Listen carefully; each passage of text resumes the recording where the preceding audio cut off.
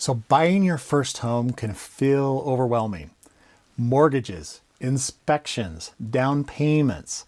Where do you even start? So if you're feeling lost in the process or worried about making a costly mistake, you're not alone. In this video, I'm breaking down easy steps to buying a house for the first time, stress-free and the smart way. So let's get into it. First up, understand your budget. Before falling in love with homes online, get real with your finances. So if financing a home is involved with your purchase, you'll want to start with comparing your monthly income to your monthly debt payments. Now, when applying for a home loan, this is what lenders generally do to uncover your maximum purchase price, and they refer to this as the debt to income ratio, or DTI.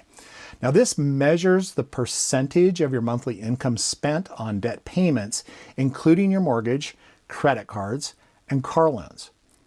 Most lenders prefer a DTI below 43%, but some may allow up to 50% for strong applicants.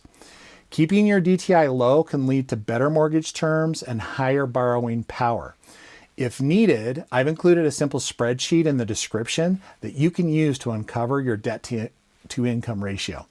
Now, once you identify your DTI ratio, you can use a mortgage calculator to estimate your purchase price based on what you can afford as a monthly payment. You can find mortgage calculators online, or I've included a link to one in the description for your convenience. So talk to a lender, get pre-approved. This gives you a clear price range and shows sellers you're serious. Don't forget closing costs, property taxes, and homeowners insurance. Northern Utah prices do vary, so knowing your true monthly cost is valuable. Next up, start shopping for a great lender. You'll want to talk to several lenders to compare their rates and fees, as well as get their advice on what loan type they think will work best for your situation, like a conventional loan, an FHA, VA, or USDA loan. To get the best loan options for your area, I recommend searching out local lender representatives because they typically know your local market better than national online lending companies. And they often have the best insight on special local financing programs that you could be eligible for.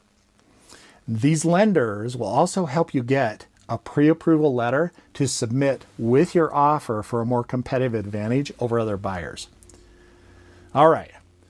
Now we have addressed the budget and financing pieces. The next step is to work with a realtor.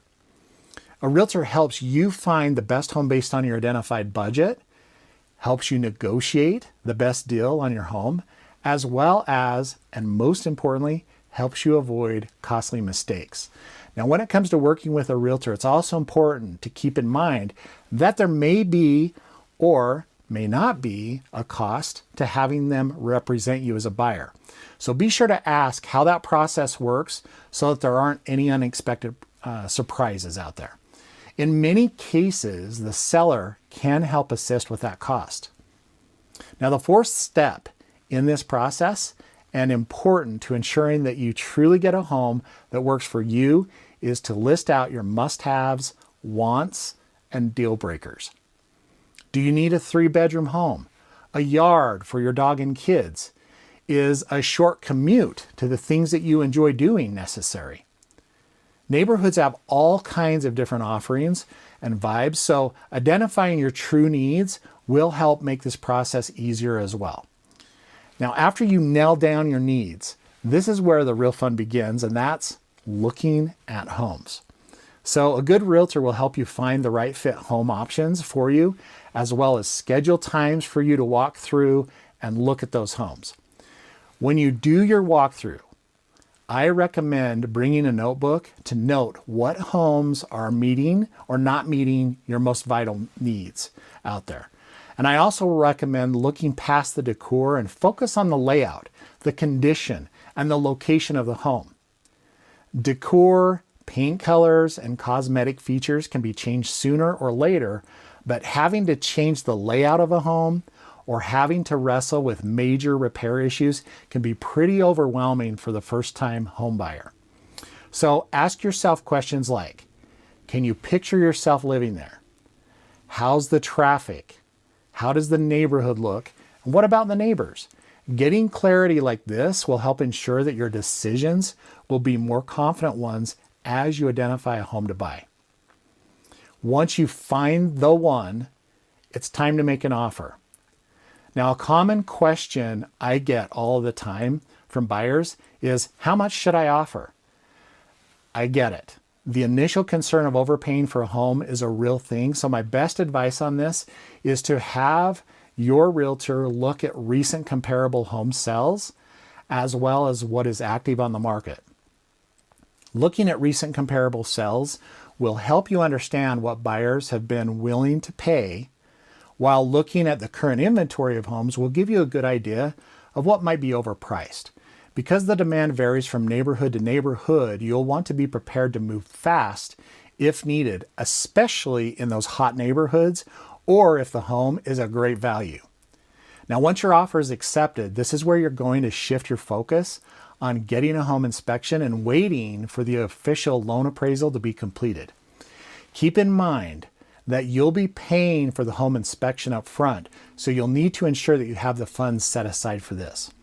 Your experienced realtor should be able to give you a general idea of how much home inspections cost, as well as recommended inspectors that they've worked with in the past.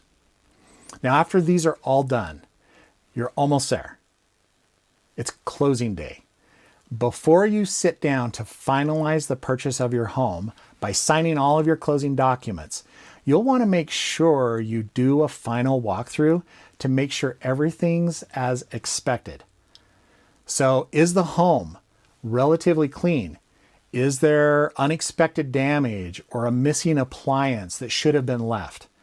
Taking the time to walk through before closing will ensure that you'll be happy when moving in. Then you'll sign your documents, get the keys once the home is officially yours, and you can celebrate. Congrats, you're officially a homeowner. So, if you want to know how much money you'll need to buy a home, watch this next video. I'll break down every cost to consider and what to prepare for. So I'll see you over there in just a moment.